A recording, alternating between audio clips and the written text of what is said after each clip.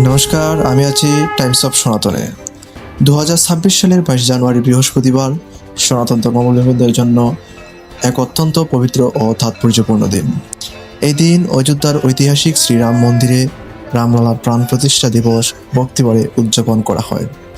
2026 সালের ঐতিহাসিক উদ্বোধনের পর এটি রামলালার প্রাণ প্রতিষ্ঠা তৃতীয় বার্ষিকী হিসেবে পালিত হচ্ছে। মতান্তরে দ্বিতীয় বার্ষিকী বলেও উল্লেখ করা হয়। এই পবিত্র উপলক্ষে অযোধ্যার লক্ষাধিক ভক্তের সমাগম, বিশেষ পূজা, মহাআরতি ও ধর্মীয় অনুষ্ঠানের আয়োজন করা হয়। সন্ধ্যায় মন্দির প্রাঙ্গণ সহ বিভিন্ন স্থানে লক্ষাধিক প্রদীপ প্রজ্বলন এবং শ্রীরামচন্দ্রের শৈশব রূপ রামলালার মহিমা কীর্তনের মাধ্যমে স্মরণ করা হয়। এই দিনটি হিন্দু ধর্মের ভক্তি, বিশ্বাস ও সাংস্কৃতিক পুনর্জাগরণের এক উজ্জ্বল প্রতীক হিসেবে বিবেচিত।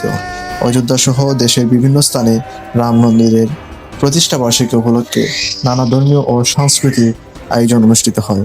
ধন্যবাদ। টাইমস অফ সনাতন।